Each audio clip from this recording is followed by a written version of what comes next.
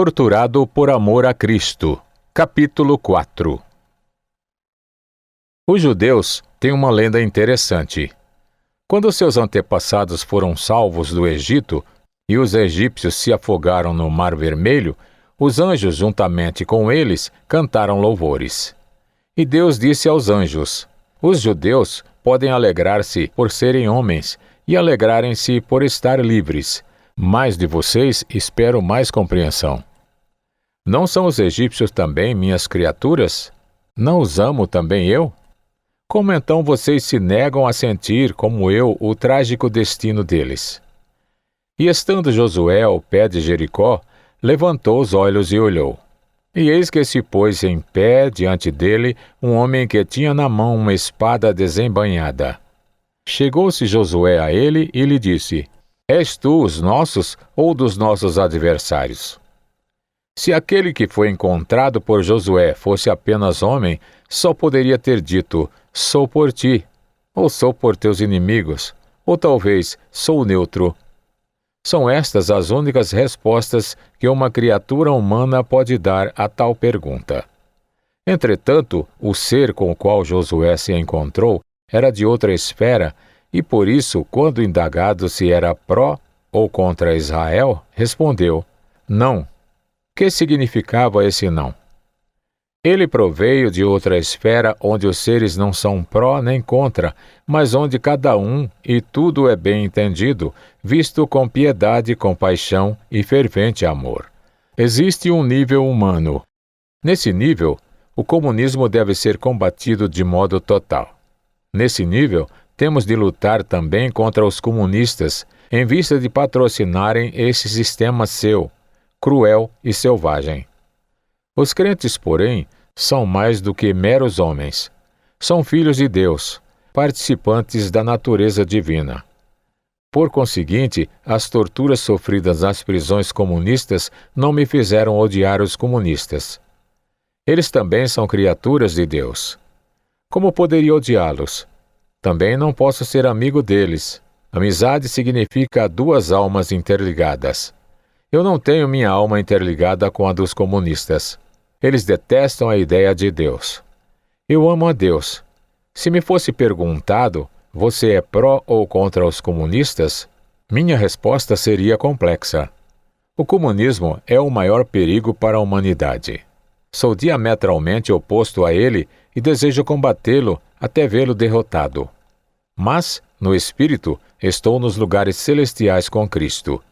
Estou sentado na esfera do não, na qual, apesar de todos os crimes dos comunistas, estes são entendidos e amados. Esfera na qual há seres angelicais tentando ajudar todos a atingir o alvo da vida humana, que é imitar Cristo. Portanto, meu objetivo é espalhar o Evangelho entre os comunistas, dando-lhes as boas novas de vida eterna. Cristo, que é meu Senhor, ama os comunistas. Ele próprio já afirmou que ama a todos os homens e que preferiria deixar 99 ovelhas justas a permitir que uma única extraviada continuasse perdida. Seus apóstolos e todos os grandes mestres do cristianismo nos ensinam este amor universal em seu nome. São Macário disse: se um homem ama a todos os demais com ardor, mas refere apenas um a quem não pode amar, tal homem não é mais um cristão, porque seu amor não é universal. Santo Agostinho ensina: se toda a humanidade fora perfeita, mas apenas um homem fora pecador, Cristo teria vindo sofrer na cruz por este homem, porquanto ele ama cada pessoa individualmente. Os ensinamentos cristãos são claros. Os comunistas são homens e Cristo os ama. Da mesma maneira, agem todos quantos têm a mente de Cristo. Amamos ao pecador, apesar de odiarmos o pecado. Sabemos do amor de Cristo para com os comunistas por intermédio do nosso amor para com eles. Já vi nas prisões comunistas crentes com 25 quilos de correntes presas aos seus pés, flagelados com ferro em brasa, na garganta dos quais várias colheres de sal eram colocadas, sendo deixados depois sem água, com fome, recebendo chicotadas tiritantes a orar com fervor pelos comunistas. Era isto humanamente inexplicável, senão que o amor de Cristo fora derramado naqueles corações. Depois de algum tempo, os comunistas que nos haviam torturado eram presos por sua vez. Sob o comunismo, comunistas e até seus líderes são metidos na cadeia quase que tão frequentemente quanto seus adversários. Era agora a vez de os torturadores estarem na mesma cela dos torturados. E enquanto os reclusos não crentes mostravam ódio aos seus ex-torturadores e os maldiziam, os presos crentes tomavam a si a defesa deles, apesar de se arriscarem a ser espancados e acusados de cumplicidade com eles. Já presenciei crentes dando sua última fatia de pão. Tínhamos na ocasião uma por semana. E o medicamento que poderia salvar suas vidas a um torturador comunista doente, que era agora um companheiro de cela. As últimas palavras de Iuliu Maniu, ex-primeiro-ministro da Romênia, crente e que morreu na prisão, foram: se os comunistas forem dominados em nosso país, a missão mais sagrada de cada crente será ir às ruas, arriscando sua própria vida para defender os comunistas da fúria daqueles que, com razão, os buscam por haverem sido tiranizados por eles. Nos primeiros dias, após minha conversão, sentia que viver não me era mais possível. Andando pelas ruas, o coração se me confrangia diante de cada homem ou mulher por quem passasse. Era-me como se um punhal ferisse meu coração. Tão pungente para mim era a dúvida se ele ou ela havia ou não sido salvo. Se um membro da igreja pecava, eu passava horas a chorar. O desejo de que todas as almas se salvassem estava de contínuo em meu coração, e ainda hoje os comunistas não estão excluídos dele. Em prisão solitária, não podíamos orar como antes. Ficávamos inconcebivelmente famintos. Éramos narcotizados até nos tornarmos como idiotas. Éramos tão fracos como esqueletos. A oração do Pai Nosso era muito longa para que a pudéssemos recitar. Não podíamos nos concentrar o tempo bastante para isso. Minha única oração, que repetia sempre, era: Jesus, eu te amo. Um dia glorioso, então, recebi a resposta de Jesus: Tu me amas? Agora te mostrarei como eu te amo. Imediatamente senti um calor no coração, como de raios solares. Os discípulos a caminho de Emaús disseram que seus corações ardiam enquanto Jesus lhes falava. O mesmo me aconteceu. Conheci o amor daquele que se deu na cruz por todos nós. Tal amor não pode excluir os comunistas. Entretanto, agrava mais os pecados deles. Os comunistas têm cometido horrores e ainda os cometem, porém, as muitas águas não poderiam apagar o amor, nem os rios afogá-lo. O amor é forte como a morte, e duro como a sepultura, o ciúme. Como a sepultura insiste em reclamar todos para si, ricos e pobres, jovens e velhos, homens de todas as raças, nações e convicções políticas, santos e criminosos. Assim, o amor a todos abraça. Cristo, o amor encarnado, jamais cessará de amar, até conquistar os comunistas também.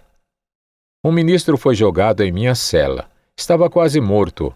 O sangue escorria-lhe da face e do corpo. Havia sido espancado horrivelmente. Nós o lavamos. Alguns prisioneiros amaldiçoavam os comunistas. Gemendo, ele dizia: Por favor, não os amaldiçoem. Conservem-se calados. Desejo orar por eles.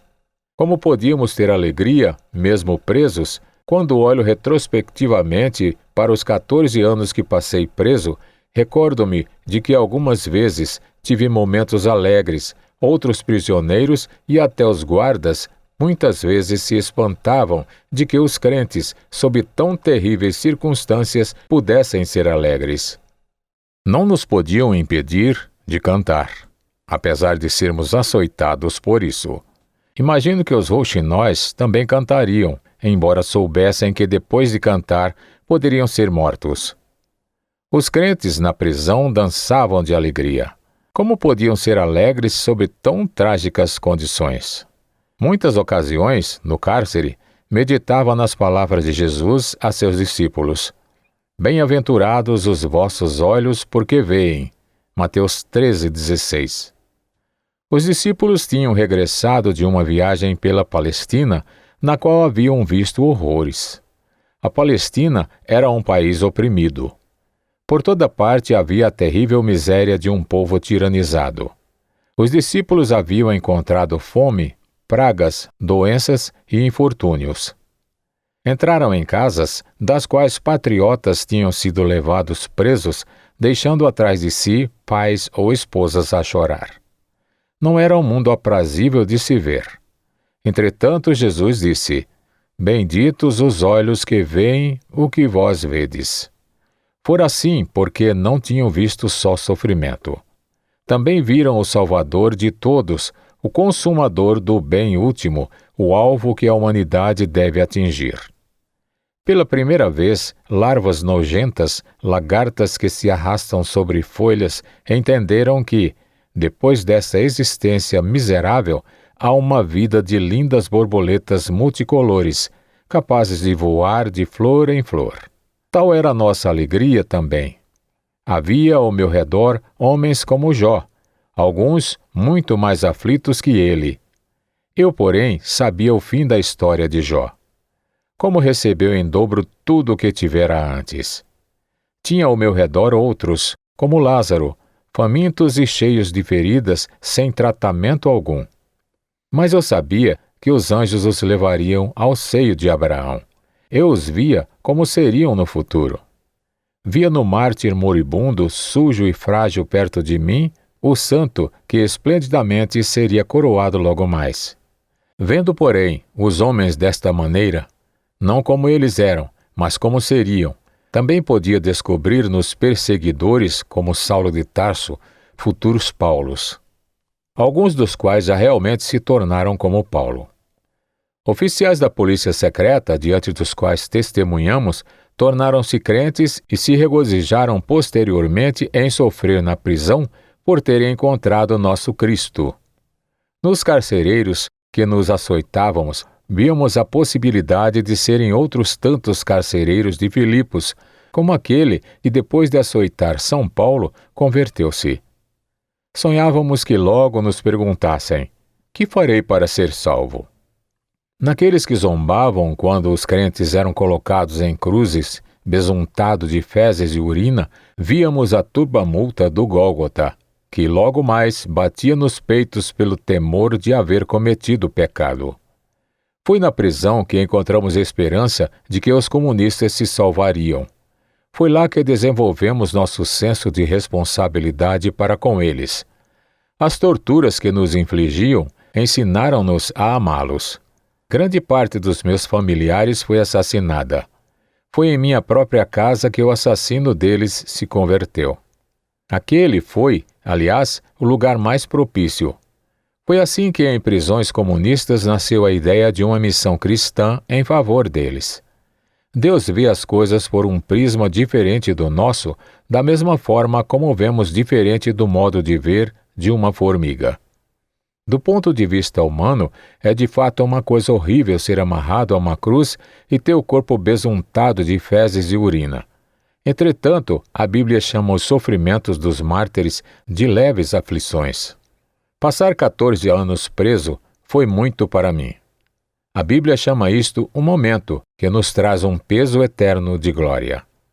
O que nos dá o direito de supor que os bárbaros crimes praticados pelos comunistas, que para nós são inexcusáveis, contra os quais temos com justiça de lutar ao máximo, são mais leves à vista de Deus do que aos nossos olhos. A tirania deles, que já durou meio século, pode ser para Deus, diante de quem 1000 anos são como um dia, um momento apenas de extravio. Eles ainda têm a possibilidade de serem salvos. A Jerusalém Celestial é mãe e tem o amor de mãe. Os portões celestiais não estão fechados para os comunistas. Podem arrepender-se, como quaisquer outras pessoas. Devemos chamá-los ao arrependimento. Só o amor poderá modificar os comunistas, amor que tem de ser claramente diferente de complacência com o comunismo, praticada por tantos líderes eclesiásticos. O ódio cega. Hitler era anticomunista, mas odiava. Por isso, em lugar de vencê-los, ajudou-os a conquistar 1/3 do mundo. Com amor, planejamos quando na prisão um trabalho missionário entre os comunistas. Primeiramente, pensamos nos dirigentes comunistas. Alguns diretores de missões parece que estudaram muito pouco história eclesiástica. Como foi a Noruega conquistada para Cristo? Conquistando-se o rei Olaf. A Rússia, a princípio, teve o Evangelho quando seu rei Vladimir foi ganho. A Hungria foi conquistada ganhando-se Santo Estevão, seu rei. O mesmo aconteceu com a Polônia. Na África, aconteceu que o chefe da tribo foi ganho para Cristo. Toda a tribo o seguiu. Nós organizamos missões para pessoas comuns, da plebe, que podem tornar-se muito bons crentes, mas que não têm influência para modificar o estado de coisas. Temos de conquistar dirigentes, personalidades políticas, econômicas, cientistas, artistas. São eles os engenheiros de almas. Ganhando-os, se ganha o povo que dirigem e sobre o qual tem influência. Do ponto de vista missionário, o comunismo tem uma vantagem que não é encontrada em outros sistemas sociais. É mais centralizado. Se o presidente dos Estados Unidos se convertesse ao mormonismo, só por este fato a América não se tornaria mórmon. Mas, se Mao Tse-tung se convertesse ao cristianismo, ou Brezhnev ou Ceausescu, seus países inteiros poderiam ser conquistados. Tão grande é o impacto da influência dos líderes. Mas, pode um líder comunista converter-se? Certamente, pois é tão inseguro e infeliz quanto suas vítimas. Quase todos os líderes comunistas da Rússia ou foram colocados em prisão ou executados por seus próprios camaradas. O mesmo aconteceu na China. Até ministros do interior como Lagoda, Jejov e Beria, que pareciam ter todo o poder nas mãos, findaram como os mais relés contra-revolucionários. Uma bala na cabeça e acabaram-se. Recentemente, Shepelin, ministro do interior da União Soviética, e Rankovic, ministro do interior da Iugoslávia, foram jogados fora como trapos imundos. Como podemos atacar o comunismo espiritualmente? O sistema comunista não torna ninguém satisfeito, nem mesmo os que dele se aproveitam. Até estes tremem ante a possibilidade de alguma noite ser levados pela caminhoneta da polícia secreta, porque a liderança do partido mudou. Conheci muitos líderes comunistas pessoalmente. São homens oprimidos. Só Jesus pode dar-lhes paz. Ganhar os líderes comunistas para Cristo pode significar salvar o mundo de uma destruição nuclear ou salvar a humanidade da fome, devido ao fato de, presentemente, grande parte de sua receita ser aplicada na aquisição de armamentos custosos. Ganhar os líderes comunistas pode significar o fim da tensão internacional. Ganhar os líderes comunistas pode significar encher de alegria a Cristo e a seus anjos. Pode significar a vitória da Igreja. Em todas as áreas onde os missionários trabalham com tanta dificuldade, como Nova Guiné ou Madagascar, tudo se tornaria mais fácil se apenas os líderes comunistas fossem conquistados, porque isto daria ao cristianismo um impulso totalmente novo. Conheci pessoalmente muitos líderes comunistas convertidos. Eu mesmo, quando jovem, fui ateu militante. Ateus e comunistas convertidos amam muito a Cristo porque pecaram muito. Os ídolos comunistas. Grandes quadros dos líderes do Partido Comunista expostos em frente desta igreja de Riga, convertida em hall de concertos. É necessário estratégia no trabalho missionário. Do ponto de vista da salvação, todos são iguais. Do ponto de vista de estratégia missionária, nem todos são iguais. É mais importante ganhar um homem de grande influência que poderá levar depois milhares ao conhecimento do Evangelho do que falar a um silvícola, assegurando para ele só a salvação. Por esta razão, Jesus não escolheu um lugar obscuro onde encerrar seu ministério, e sim Jerusalém, o centro espiritual do mundo. Por esta mesma razão, Paulo fez tanto esforço por estar em Roma. A Bíblia afirma: a semente da mulher esmagará a cabeça da serpente. Mas nós fazemos cócegas na barriga da serpente, provocando-lhe risadas. Sua cabeça encontra-se em alguma parte entre Moscou e Pequim, não em Madagascar ou na Tunísia. O mundo comunista deve ser o mais visado pelos líderes da igreja e diretores de missões, bem como por todo crente sensato. Devemos reunir os trabalhos de rotina. Está escrito: maldito aquele que fizer o trabalho do Senhor relaxadamente. Um ataque frontal aos comunistas pela igreja é necessário. As guerras só podem ser vencidas pela ofensiva e nunca por estratégias de defesa. Com relação ao comunismo, a igreja até o presente não saiu da ofensiva, perdendo um país após outro para ele. Isto tem de ser modificado imediatamente em toda a igreja. Um salmo afirma que Deus despedaça as barras de ferro. A cortina de ferro é coisa diminuta para ele. A igreja primitiva trabalhou às ocultas e ilegalmente, porém triunfou.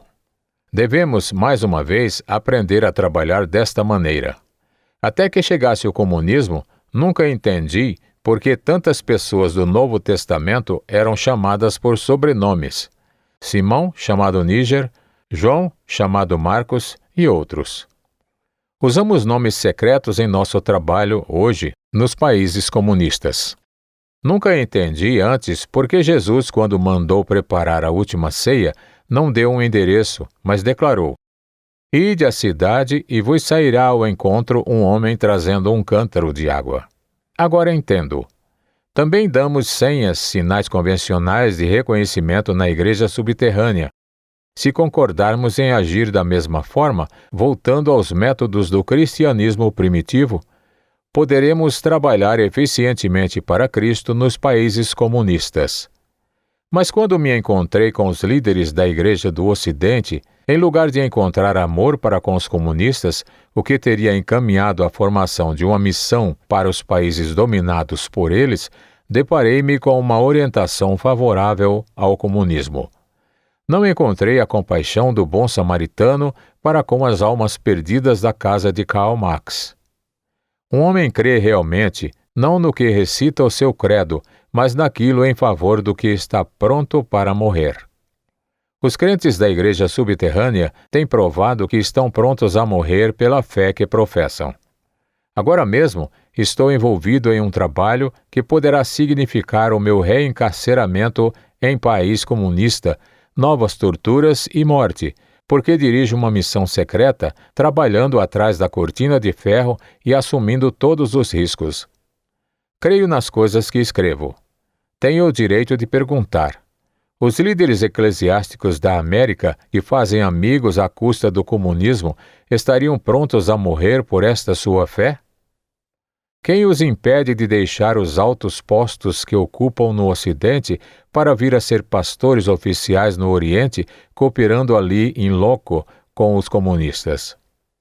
A prova de tal fé não foi dada ainda por nenhum líder da Igreja Ocidental.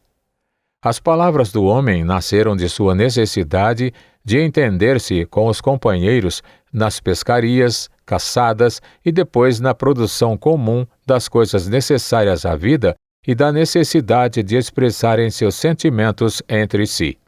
Entretanto, não existem palavras humanas que possam expressar de maneira adequada os mistérios de Deus e as sublimidades da vida espiritual. Igualmente, não existem palavras que possam expressar as profundezas de uma crueldade diabólica. Poderá alguém expressar em palavras o sofrimento que alguém sentia quando estava prestes a ser lançado numa fornalha pelos nazistas ou quando via um filho seu nela ser atirado? De igual modo, é impossível tentar descrever os sofrimentos que os crentes já suportaram e ainda hoje enfrentam nos países comunistas. Estive na prisão com Lucretiu Patrascanu, o homem que promoveu o estabelecimento do comunismo na Romênia. Seus camaradas recompensaram-no colocando-o na prisão. Apesar de ser um homem mentalmente sadio, colocaram-no em um hospital de loucos, até que terminou enlouquecendo também. Fizeram o mesmo com Anna Pauker, ex-secretária de Estado. Os crentes, muitas vezes, também recebem esse tipo de tratamento. São submetidos a choques elétricos, vestem camisa de força. O mundo está horrorizado com o que está acontecendo nas ruas chinesas. À vista de todos, os guardas vermelhos exercem terror. Agora, tentem imaginar o que não acontece a um crente em uma prisão chinesa onde ninguém os está presenciando. A última notícia que tivemos é que um escritor evangélico chinês de renome e outros crentes, os quais se recusaram a negar sua fé, tiveram suas orelhas, línguas e pernas cortadas. Entretanto, o que os comunistas fazem de pior não são as torturas e os assassínios. Falsificam completamente a mente das pessoas e envenenam a mocidade e as crianças. Colocam seus homens em posição de liderança nas igrejas para dirigir os crentes e destruir as mesmas igrejas. Ensinam a juventude não apenas a descrer de Deus e de Cristo, como até mesmo a odiar estes nomes.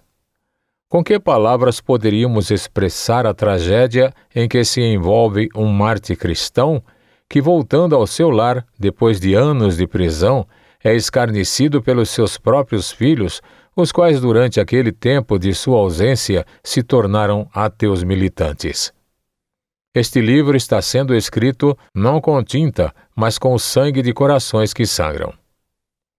Como nos tempos de Daniel, os 3 jovens que foram colocados na fornalha depois que de lá saíram não cheiravam a fogo. Da mesma maneira, os crentes que estiveram em prisões de comunistas não têm qualquer ressentimento contra eles. Uma flor que o leitor esmague sob os pés, recompensa-lhe dando o seu perfume. De igual modo, os crentes torturados pelos comunistas recompensam-nos com amor.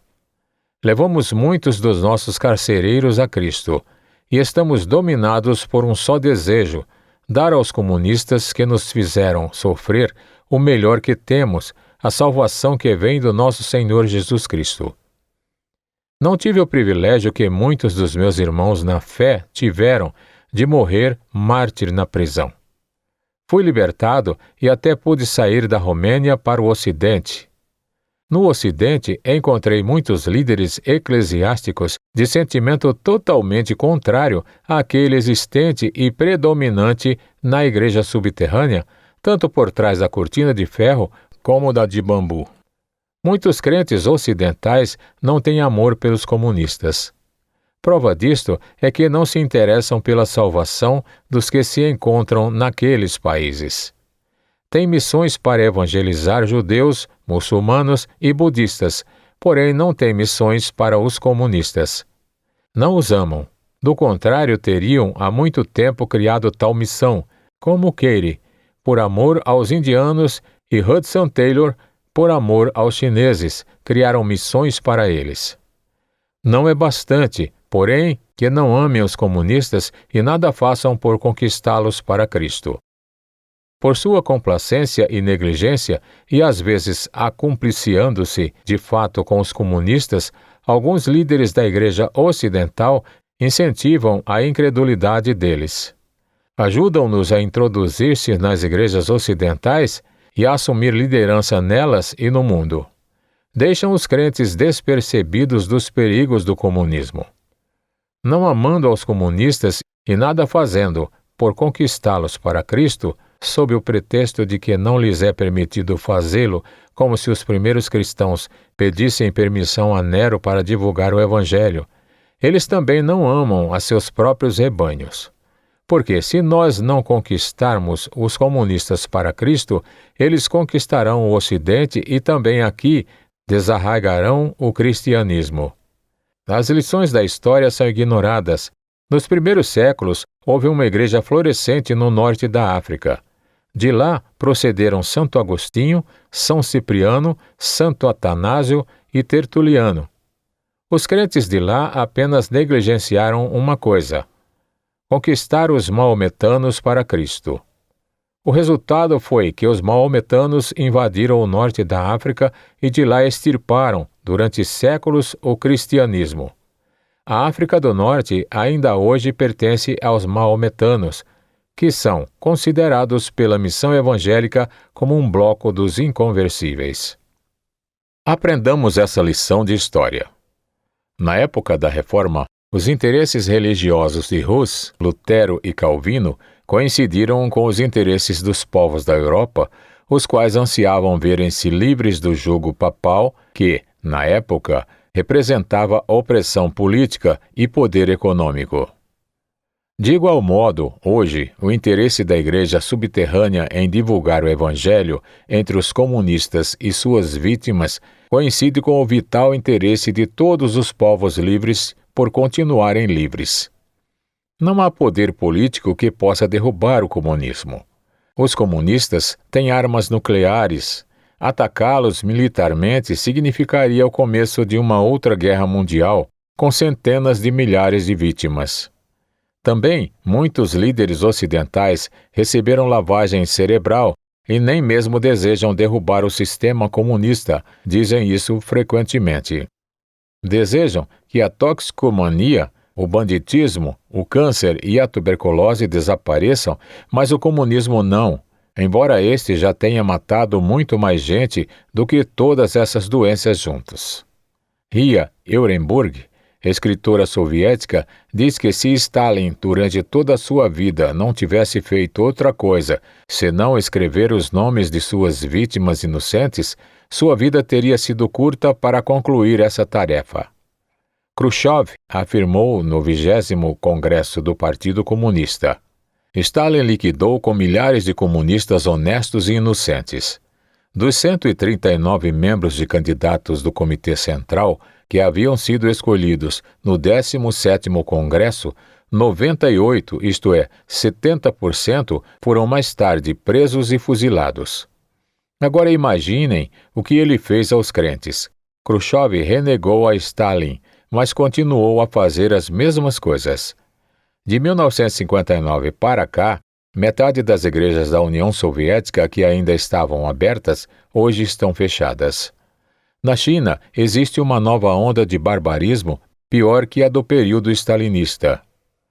O trabalho franco desimpedido das igrejas cessou completamente. Na Rússia e na Romênia, há uma onda de novos encarceramentos. Acabamos de receber informação de que na Rússia está havendo encarceramento em massa dos crentes. Com terror e falsidade, em países com 1 bilhão de habitantes, toda nova geração é criada com ódio por tudo quanto é ocidental, especialmente para com o cristianismo.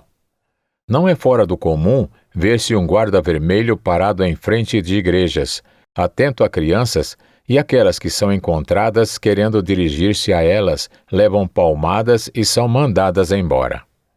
Os futuros destruidores do cristianismo ocidental são cuidadosa e sistematicamente preparados para essa obra. Existe apenas uma força que pode derrubar o comunismo.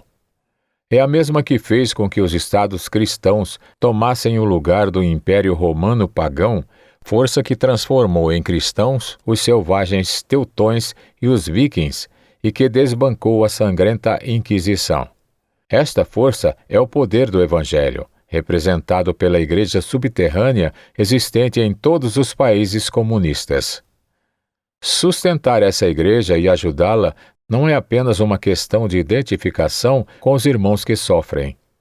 Não significa vida ou morte para o país da pessoa que está lendo estas páginas e para suas igrejas. Sustentar essa igreja não é apenas do interesse dos cristãos livres, mas deveria também ser a política de todos os governos livres. A igreja subterrânea já tem conquistado vários líderes comunistas para Cristo. Georgiu Dege, primeiro-ministro da Romênia, morreu crente, depois de confessar seus pecados e modificar sua vida pecaminosa. Nos países comunistas, existem membros do governo que são crentes às ocultas. Isto pode propagar-se.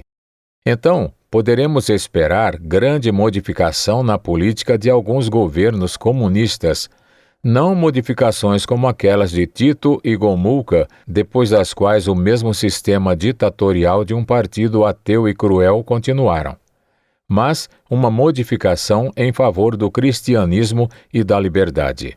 Oportunidades excepcionais existem presentemente para tanto.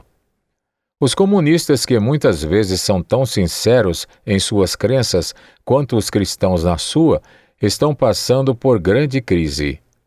Haviam crido que o comunismo fomentaria uma irmandade das nações. Agora, porém, veem que as nações comunistas brigam umas com as outras como cães.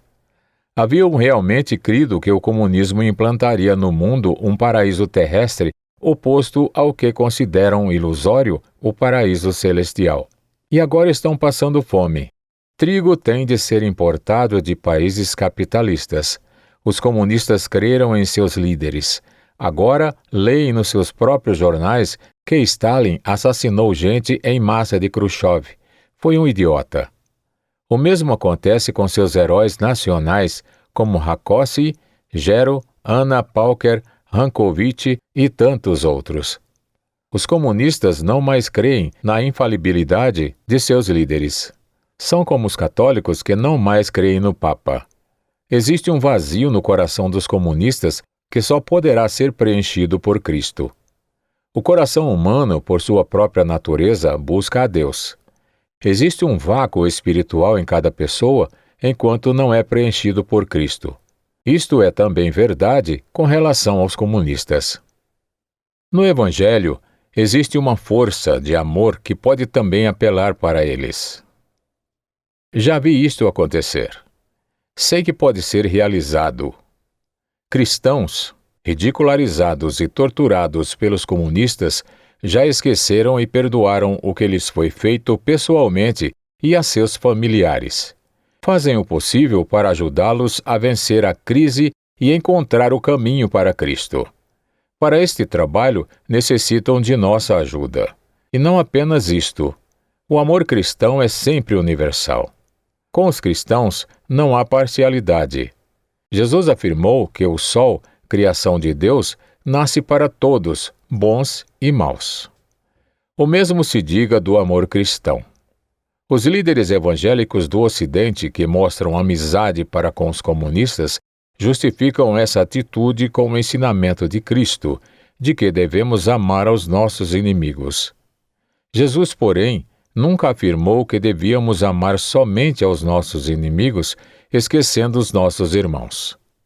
Esses líderes mostram seu amor comendo e bebendo com aqueles cujas mãos estão manchadas do sangue dos cristãos martirizados, em lugar de lhes apresentarem as boas novas de Cristo. E aqueles que são oprimidos pelos comunistas são esquecidos. Não são amados. As igrejas evangélicas e católicas da Alemanha Ocidental deram nos últimos 7 anos mais de 125 milhões de dólares para os necessitados. Os crentes americanos dão ainda mais. Existem muitas pessoas famintas, mas não posso imaginar pessoas mais famintas do que os mártires cristãos, ou que mais façam jus à ajuda dos cristãos livres. Se as igrejas da Alemanha, da Inglaterra, da América e dos países escandinavos levantam tanto dinheiro para ajudar, essa ajuda deve visar a todos os necessitados, mas primeiramente os mártires cristãos e suas famílias. Será que isto acontece presentemente? Fui resgatado por organizações evangélicas, o que prova que cristãos podem ser resgatados. Entretanto, sou o único caso de pessoa resgatada no meu país por evangélicos. O fato de meu resgate vem acusar as organizações cristãs do Ocidente de negligenciarem o cumprimento de seu dever em outros casos. Os primeiros cristãos perguntaram a si mesmos se a nova igreja era apenas para judeus e não para gentios também. A pergunta recebeu a resposta correta. De uma outra forma, o problema reapareceu no século XX. O cristianismo não é apenas para o Ocidente. Cristo não pertence apenas à América, à Inglaterra e a outros países democráticos. Quando ele foi crucificado, uma de suas mãos apontava para o Ocidente e a outra para o Oriente. Ele deseja ser o rei não apenas dos judeus, mas também dos gentios, rei dos comunistas por igual e não apenas dos ocidentais. Jesus disse: "Ide por todo o mundo e pregai o evangelho a toda criatura." Ele derramou seu sangue por todos, e todos devem ouvir e crer no evangelho. O que nos dá mais ânimo de continuar a pregar o evangelho nos países comunistas é que lá, aqueles que se tornam crentes são cheios de amor e zelo. Nunca encontrei um só crente russo que não fosse fervoroso. Jovens ex-comunistas podem tornar-se excelentes discípulos de Cristo. Cristo ama os comunistas e deseja libertá-los do comunismo, como ama a todos os pecadores e deseja libertá-los do pecado.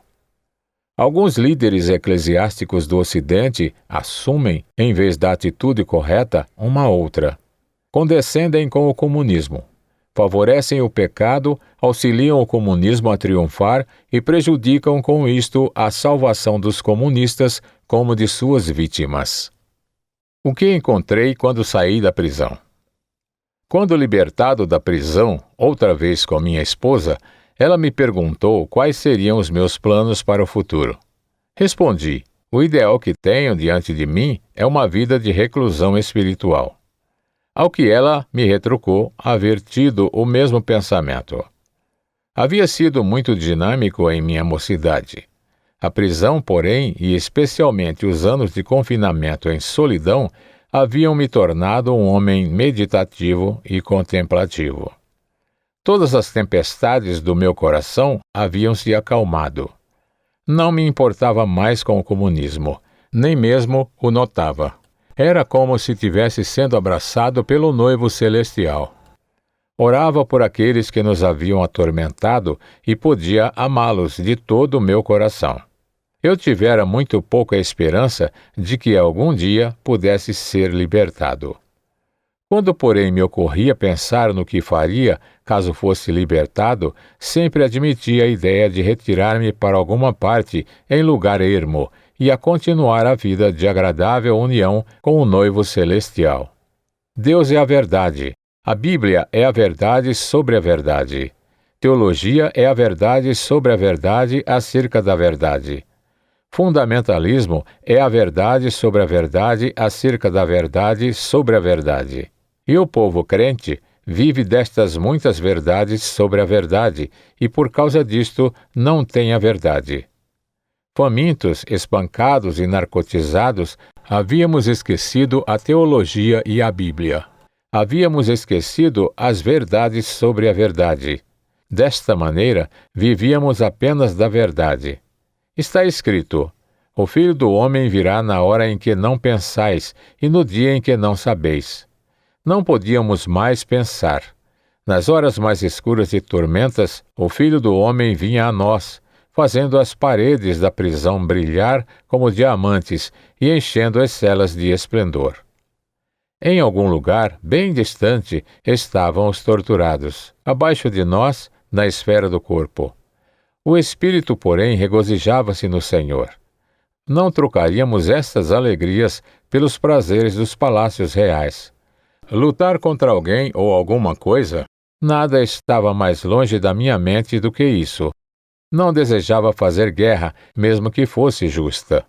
Preferiria antes construir templos vivos para Cristo. Foi com a esperança de futuros anos de sossego e contemplação que deixei o cárcere. No mesmo dia, porém, depois de libertado, deparei-me com aspectos do comunismo mais horrendos do que todas as torturas da prisão. Um após outro, encontrei-me com eminentes pastores e pregadores de várias denominações e mesmo bispos, os quais simplesmente confessaram com grande tristeza que eram informantes da polícia secreta, em prejuízo do próprio rebanho deles. Perguntei-lhes se estavam preparados para deixar de ser informantes, mesmo com o risco de serem presos. Todos responderam, não. Me explicaram que não era temor por suas próprias pessoas que os impedia. Contaram-me novos acontecimentos nas igrejas, coisas que não existiam mesmo antes do meu aprisionamento. Que recusar ser informantes poderia significar o fechamento de uma igreja. Em todas as cidades existe um representante do encarregado do governo para a fiscalização dos cultos. É um homem da polícia secreta. Tem o direito de intimar qualquer padre ou pastor, sempre que entender, para que ele diga quem tem estado na igreja, quem comunga frequentemente, quem é o zeloso por sua religião, quem é o evangelista pessoal, o que o povo crê e etc. Quem não responde é demitido e outro ministro é posto em seu lugar que preste melhores informações. Quando o representante do governo não descobre o substituto que sirva, o que quase sempre acontece, fecha a igreja. Muitos ministros deram informações à polícia secreta, com a diferença de que alguns o fizeram com relutância, tentando ocultar certas coisas, enquanto outros criaram o hábito de informar, ficando de consciência endurecida. Outros ainda adquiriram paixão por isto e contavam mais do que lhes era solicitado. Ouvi confissões de filhos de mártires crentes que tinham sido obrigados a dar informações sobre as famílias nas quais haviam sido recebidos bondosamente. De outra maneira, eram ameaçados de não poderem continuar seus estudos. Fui a um congresso batista realizado sob a égide da Bandeira Vermelha. Os comunistas é que resolveram quais seriam os seus líderes a serem eleitos. Sabia que agora, na direção de todas as igrejas oficiais, haveria homens nomeados pelo Partido Comunista. Então entendi que estava presenciando a abominação da desolação no lugar santo, a respeito da qual Jesus falou. Sempre tem havido bons e maus pastores e pregadores.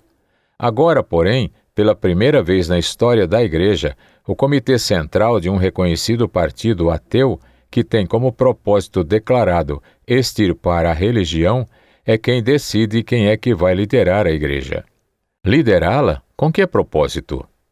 Certamente com o fim de ajudar na extirpação da religião. Lenin escreveu: toda ideia de religião, toda ideia de Deus, mesmo só o namoro com a ideia de Deus, é uma inexprimível vileza da mais perigosa espécie e contágio da mais abominável forma. Milhões de pecados, ações imundas, atos de violência e contaminação física são muito menos perigosos do que a sutil ideia espiritual de um Deus. Os partidos comunistas de toda a área soviética são leninistas. Para estes, religião é pior do que câncer, tuberculose ou sífilis. E eles decidem quem devem ser os líderes religiosos. Com eles, os líderes da igreja oficial cooperam, mais ou menos transigindo. Tenho visto o envenenamento de crianças e jovens com o ateísmo e as igrejas oficiais sem terem a mais leve possibilidade de neutralizá-lo. Em nenhuma igreja de nossa capital, Bucareste, se pode encontrar uma reunião de mocidade ou escola dominical para crianças. Os filhos dos crentes são educados na escola do ódio. Vendo tudo isso, odiei o comunismo como não o havia odiado sob suas torturas. Odiei-o não por causa do que me fizera, mas por causa do mal que faz a glória de Deus, ao nome de Jesus Cristo e às almas de 1 bilhão de homens sob seu domínio. Camponeses vieram de todo o país para ver-me e disseram-me como estava sendo conduzida a coletivização. Agora eram escravos famintos nas fazendas e vinhedos que antes lhes pertenceram. Não tinham pão. Seus filhos não tinham leite nem frutas, quando este país dispõe de riquezas naturais que se igualam às da Canaã antiga. Irmãos confessaram-me que o regime comunista tinha feito de todos eles ladrões e mentirosos. Por causa da fome, tinham de roubar daquilo que fora seu próprio campo, porém que agora pertencia à coletividade. Tinham então de mentir para encobrir seus furtos. Operários falaram-me a respeito do terror nas fábricas e sobre a exploração da mão de obra de um modo como os capitalistas nunca sonharam. Os operários não têm direito de greve. Intelectuais tinham de ensinar contra suas convicções íntimas que não há Deus. Toda a vida e pensamento de 1/3 do mundo têm sido destruídos ou falsificados. Mocinhas vieram queixar-se de que tinham sido chamadas à Organização dos Jovens Comunistas e que ali foram censuradas e ameaçadas por terem beijado um rapaz crente. E o nome de outro lhes foi dado a quem poderiam beijar. Tudo era profundamente falso e feio. Foi quando encontrei os lutadores da igreja subterrânea, meus velhos companheiros, alguns dos quais não haviam sido apanhados e outros que retomaram a luta depois de terem sido libertados da prisão. Convidaram-me a continuar a luta com eles. Assisti às suas reuniões secretas, nas quais cantavam utilizando hinários escritos à mão. Lembrei-me de Santo Antônio o Grande. Passou 30 anos no deserto. Tinha abandonado completamente o mundo, passando a viver em jejum e oração. Quando, porém, ouviu a respeito da luta travada entre Santo Atanásio e Ário em torno da divindade de Cristo, deixou a vida contemplativa e foi a Alexandria ajudar a verdade a triunfar. Lembrei-me de São Bernardo de Clairvaux. Era também um monge que vivia no alto das montanhas. Tendo, porém, ouvido a respeito da insensatez das cruzadas, em que cristãos matavam árabes e judeus e irmãos na fé, pertencentes a outra confissão, a fim de conquistarem um túmulo vazio, deixou seu mosteiro e desceu daquelas alturas para pregar contra as cruzadas. Resolvi fazer o que todos os cristãos devem fazer: seguir os exemplos de Cristo, do apóstolo Paulo, dos grandes santos, renunciar ao pensamento de se afastarem e empenhar-se na luta. Que luta seria? Os crentes em prisão sempre têm orado por seus inimigos e lhes têm dado belo testemunho. O desejo de nossos corações era que eles fossem salvos e nos regozijávamos todas as vezes que isto acontecia. Eu odiava, porém, o mau sistema comunista e desejava fortalecer a igreja subterrânea, a única força que pode desbancar essa tremenda tirania pelo poder do Evangelho. Não pensava apenas na Romênia, mas em todo o mundo comunista.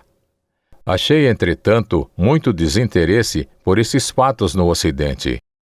Escritores ao redor do mundo protestaram quando 2 escritores comunistas, Chiniavsky e Daniel, foram sentenciados à prisão por seus próprios camaradas, porém, nem mesmo igrejas protestam quando crentes são encarcerados por causa de sua fé. Quem se preocupa com o irmão Kuzik, sentenciado por cometer o crime de distribuir o veneno de publicações cristãs, tal como os livros devocionais de Thor Rey e porções bíblicas? Quem sabe a respeito do irmão Prokofiev, condenado por haver distribuído sermões escritos? Quem sabe a respeito do judeu cristão Grunwald, condenado por iguais ofensas na Rússia e de quem os comunistas arrebataram para sempre o seu filhinho? Eu sei o que senti quando fui afastado do meu Mihai. Sofro com o irmão Grunwald, Ivanenko, Graane Shevchuk, Taísia, Tchachenko, Ekaterina, Vekazina, Georgi Vekazin e o casal Pilate, na Látvia. E assim por diante, nomes de santos e heróis da fé do século XX. Inclino-me para beijar suas algemas, como os primeiros cristãos beijaram as dos seus companheiros quando eram conduzidos para serem lançados às feras bravias. Alguns líderes da Igreja Ocidental não se importam com eles. Os nomes dos mártires não estão em suas listas de oração. Enquanto estavam sendo condenados e torturados, os líderes batistas, russos e ortodoxos da Igreja Oficial, que os haviam denunciado e traído, eram recebidos com muita honra em Nova Delhi, em Genebra e em outras conferências. Assim, garantiram a todo mundo que na Rússia existe ampla liberdade religiosa. Um líder do Concílio Mundial de Igrejas beijou o bolchevista arcebispo Nikodin quando este garantiu isso. Então se banquetearam sob o majestoso nome do concílio, enquanto os santos na prisão comiam repolho com tripas não lavadas, como eu havia comido, em nome de Jesus Cristo.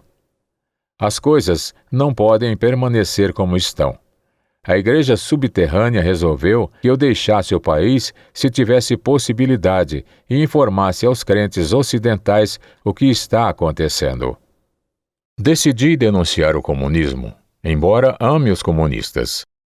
Não acho certo pregar o evangelho sem denunciar o comunismo. Alguns dizem-me, pregue somente o evangelho. Isto me faz lembrar que a polícia secreta comunista também me disse que pregasse a Cristo sem falar no comunismo. Será que aqueles que são pelo chamado evangelho puro são inspirados pelo mesmo espírito dos que pertencem à polícia secreta comunista? Não sei o que seja o chamado evangelho puro. Seria pura a pregação de João Batista? Não somente disse, arrependei-vos porque o reino de Deus está perto, como também disse, tu, Herodes, és mau. Foi decapitado porque não se restringiu ao ensino abstrato. Jesus não pregou apenas o puro Sermão da Montanha.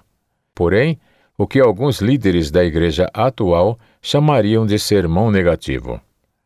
Ai de vós, escribas e fariseus hipócritas, raça de víboras, foi por causa de tal pregação impura que ele foi crucificado.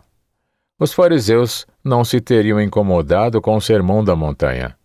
O pecado deve ser chamado pelo seu próprio nome. O comunismo é o pecado mais perigoso do mundo moderno. Todo evangelho que não o denuncia não é o puro evangelho. A igreja subterrânea denuncia-o com o risco de sua liberdade e sua vida. Muito menos temos nós de silenciar no Ocidente. Estou decidido a denunciar o comunismo, não no sentido em que o fazem aqueles que usualmente são chamados de anticomunistas. Hitler era anticomunista, não obstante ser um tirano. Odiamos o pecado e amamos ao pecador. Porque sofro no Ocidente mais do que sofri nas terras comunistas. Meu sofrimento aqui provém, antes de tudo, das saudades que tenho das belezas indizíveis da igreja subterrânea. A igreja que realiza o velho ditado latino, nudis nudum Christi sequi. Nus segui o Cristo nu. No campo comunista, o filho do homem e aqueles que são seus não têm onde reclinar a cabeça. Os crentes ali não constroem casas para si. Para quê? Serão confiscadas quando de sua primeira prisão. Justamente o fato de você, leitor, ter uma casa nova pode ser maior motivo para ser preso. Os comunistas desejam para si essa casa. Ali, você não sepulta seu pai, nem se despede da sua família antes de seguir a Cristo. Quem são sua mãe, seu irmão e sua irmã? Neste aspecto, você é como Jesus. Mãe e irmã são para você apenas aqueles que cumprem a vontade de Deus. Quanto aos laços naturais, valem eles ainda alguma coisa se é frequente uma noiva denunciar o noivo, os filhos dos seus pais, as esposas dos seus esposos? Cada vez mais são somente os laços espirituais que permanecem. A igreja subterrânea é uma igreja pobre e sofredora, porém não tem membros mornos. Um culto na igreja subterrânea é, como na igreja primitiva, há 1900 anos. O pregador não conhece uma teologia elaborada, não conhece homilética como Pedro não as conhecia. Todo professor de teologia daria uma nota baixa a Pedro pelo seu sermão do dia de Pentecostes. Os versículos da Bíblia são pouco conhecidos nos países comunistas, porque as Bíblias são raras. Além disto, os pregadores geralmente têm estado presos durante anos, desprovidos de uma Bíblia.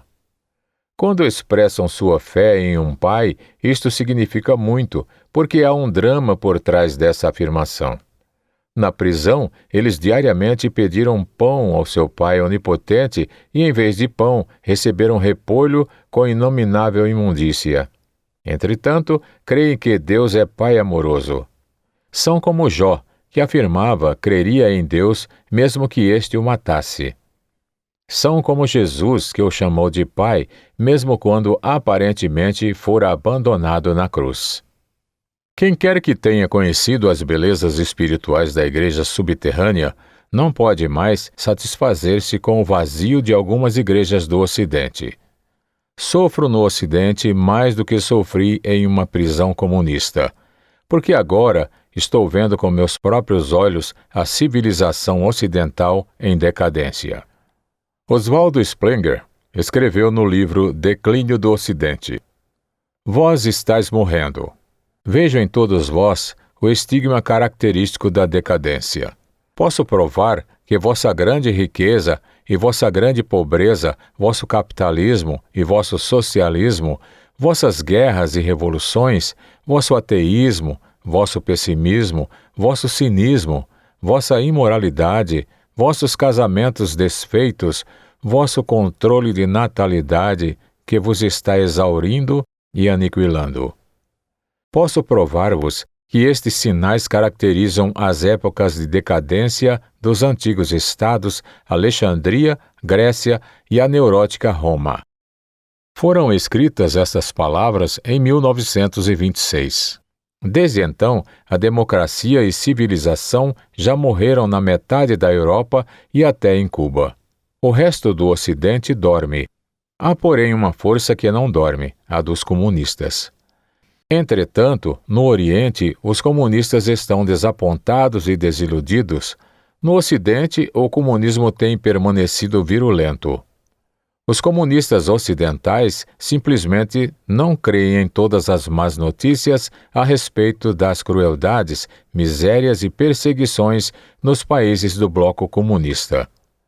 Espalham sua fé com incansável zelo por toda parte. Nos salões da alta sociedade, nos clubes de intelectuais, nos colégios, nas choupanas e nas igrejas. Nós, crentes, muitas vezes ficamos parcialmente do lado da verdade integral, enquanto eles estão totalmente e de todo o coração do lado da mentira. Enquanto isso, teólogos do Ocidente discutem trivialidades. Isso me faz lembrar que enquanto as tropas de Maomé II cercavam Constantinopla em 1943, tendo de ficar decidido se os Balcãs ficariam sob o domínio dos cristãos ou dos maometanos, um concílio de igreja da cidade sitiada discutia os seguintes problemas. De que cor eram os olhos da Virgem Maria? Qual o sexo dos anjos? O que acontece se uma mosca chegar a cair na água benta? Fica a mosca santificada ou é a água que fica poluída? Pode isso não passar de lenda própria daqueles tempos. Perlustrem-se, porém, os jornais das igrejas de hoje e se verá que questões exatamente como essas estão sendo discutidas. A ameaça do comunismo e os sofrimentos da igreja subterrânea raramente são mencionados. Existem infindáveis discussões em torno de assuntos teológicos, de rituais, assuntos não importantes.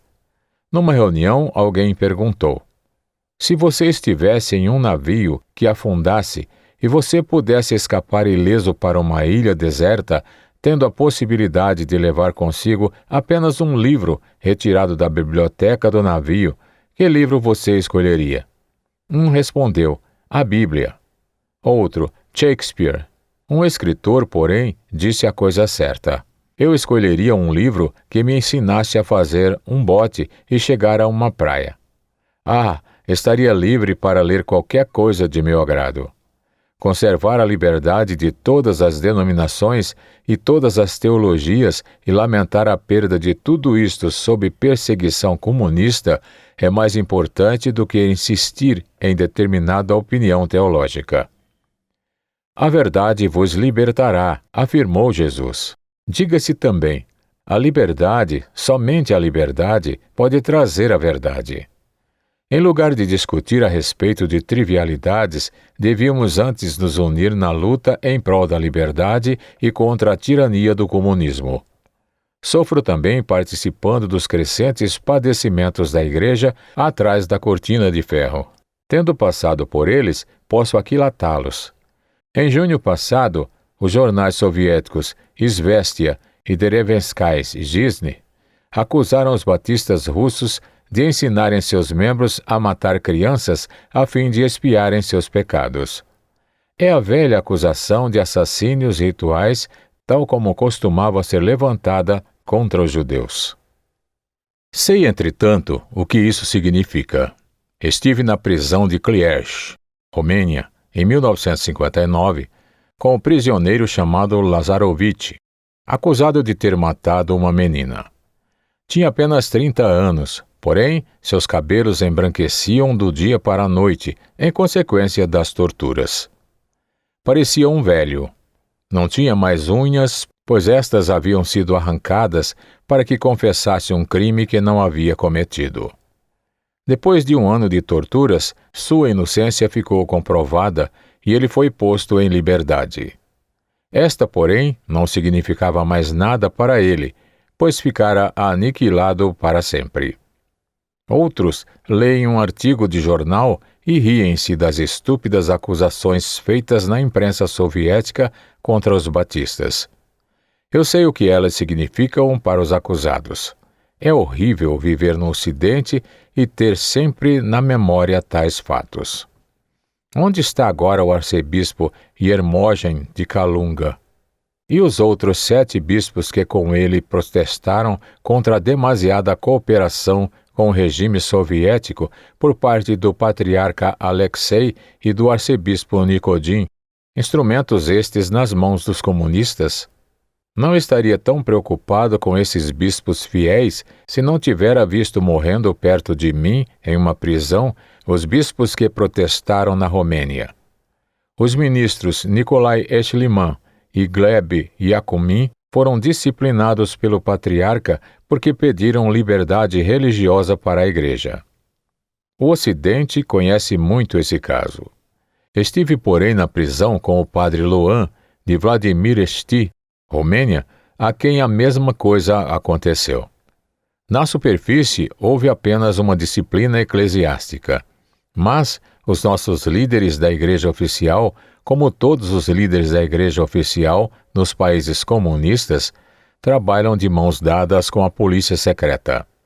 Os que por eles são disciplinados eram colocados sob uma disciplina ainda mais eficiente: torturas, espancamentos e entorpecentes na prisão. Tremo só em pensar nos sofrimentos dos que são perseguidos nos países do bloco comunista. Tremo em pensar no destino eterno de seus torturadores.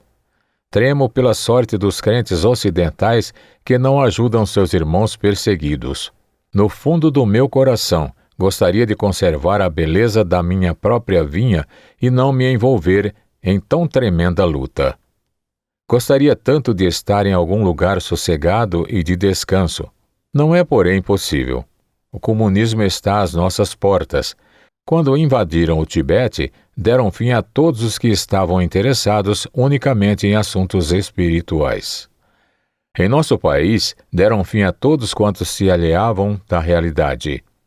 Igrejas e mosteiros foram dissolvidos, conservando-se apenas os que fossem necessários para iludir estrangeiros. Esta tranquilidade e descanso, pelos quais anseio, seriam uma fuga à realidade perigosa para minha alma também. Devo liderar esta luta, apesar de saber que representa um perigo para mim pessoalmente.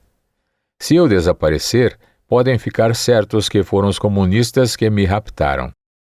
Assim me fizeram em 1948 e me colocaram na prisão sob um nome falso. Anna Pauker, nossa secretária de Estado na época, disse ao embaixador suíço Sir Patrick: o Rembrandt está agora dando umas voltas pelas ruas de Copenhague.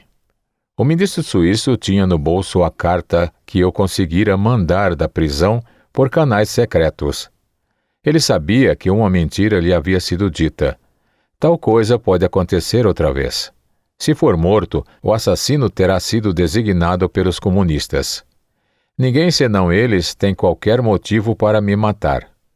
Se ouvirem rumores a respeito de minha depravação moral, roubo, homossexualismo, adultério, instabilidade política, mentiras ou qualquer outra coisa, será o cumprimento das ameaças que a mim foram feitas pela polícia secreta. Nós o destruiremos moralmente. Uma fonte bem informada me diz que os comunistas da Romênia decidiram matar-me depois do testemunho que dei perante o Senado norte-americano. Procurarão matar-me ou aniquilar minha reputação. Tentarão fazer chantagens comigo, aterrorizando meus amigos da Romênia. Tem meios poderosos para tanto. Todavia não posso guardar silêncio. A obrigação de quem me lê é examinar cuidadosamente o que afirmo. Se depois de tudo por que passei, o leitor chegar a pensar que sofro de complexo de perseguição, deve indagar de si mesmo o que não é realmente esse terrível poder do comunismo, que faz um cidadão seu sofrer de tais complexos.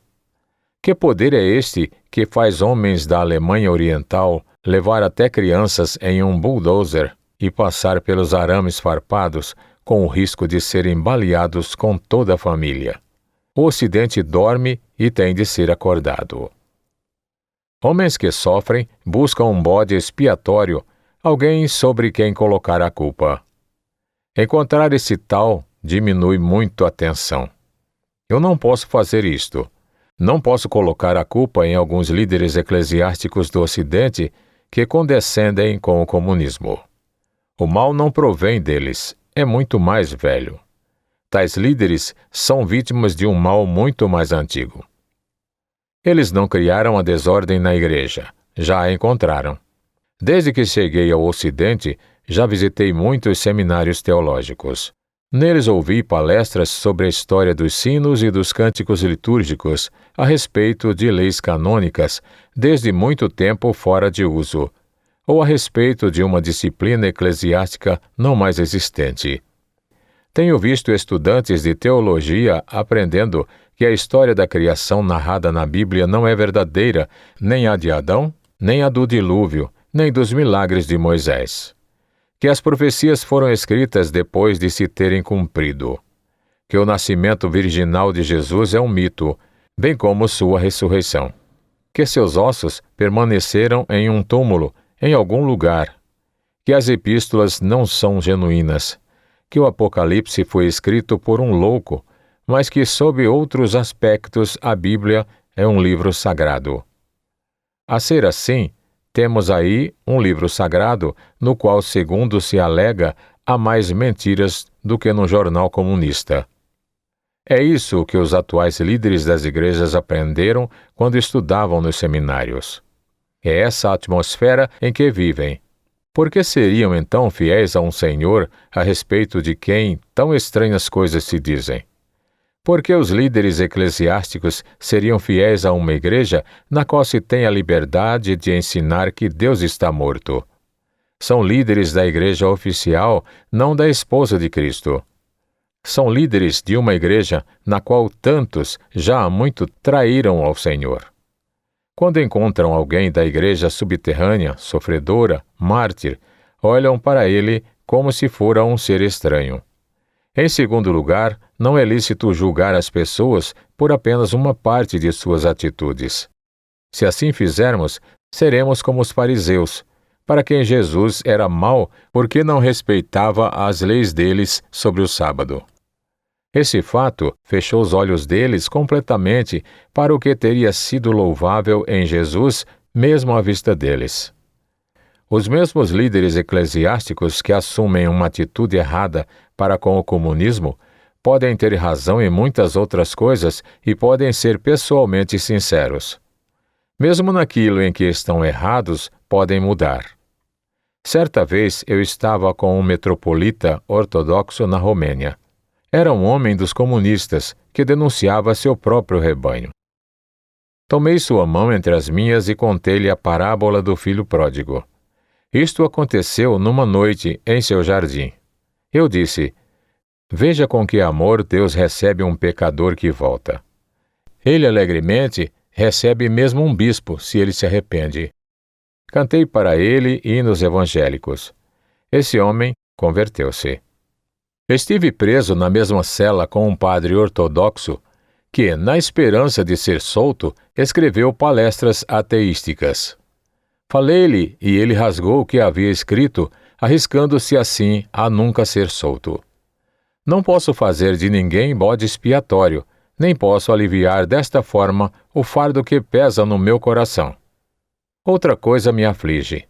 É que até mesmo amigos muito chegados me compreendem mal. Acusam-me alguns de rancor e ressentimentos contra os comunistas, o que eu sei não são verdade. O escritor mosaico Claude Montefiore disse que a atitude de Jesus para com os escribas e fariseus, a acusação pública que lhes fez, foi contrária ao seu mandamento de amarmos nossos inimigos e abençoarmos aqueles que nos amaldiçoam.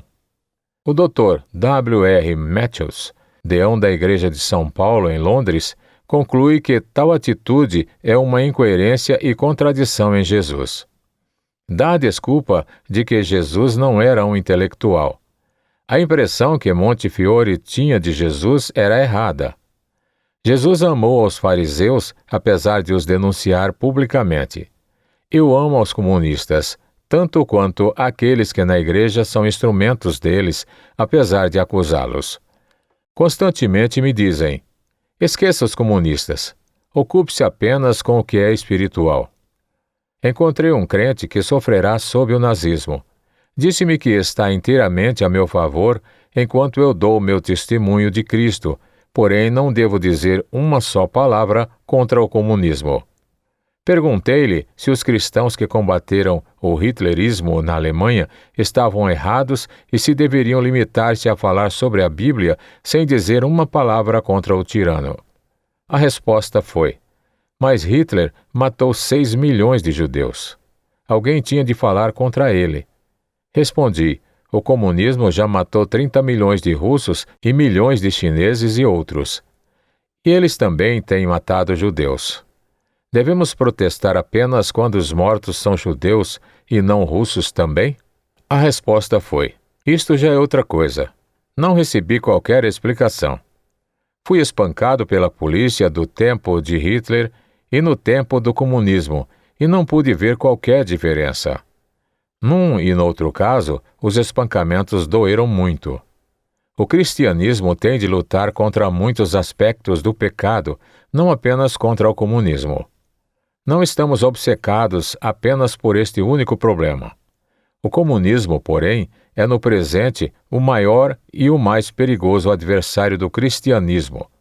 Contra ele, temos de nos unir. Vou repetir: o alvo do homem é ser semelhante a Cristo.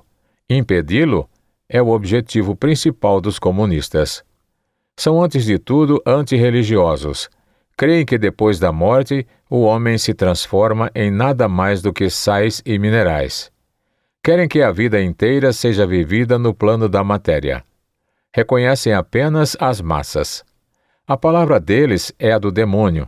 No Novo Testamento, quando se lhe perguntou qual era o seu nome, somos legião, a personalidade, a maior dádiva de Deus aos homens, deve ser esmagada.